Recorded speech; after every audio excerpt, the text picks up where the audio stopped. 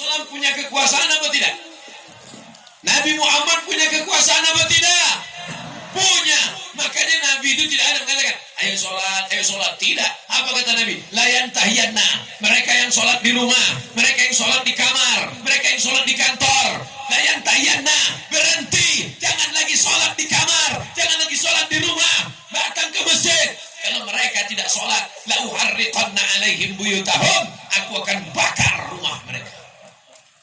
Begitu.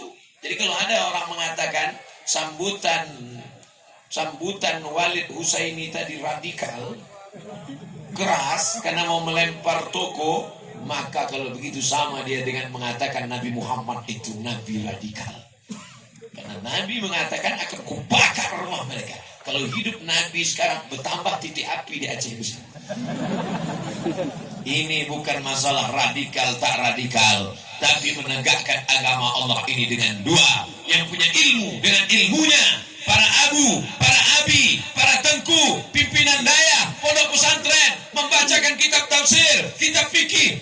Tapi orang yang punya jabatan dan kekuasaan, pakai segenggam kekuasaanmu untuk menegakkan syariat Allah Subhanahu wa taala. Takbir.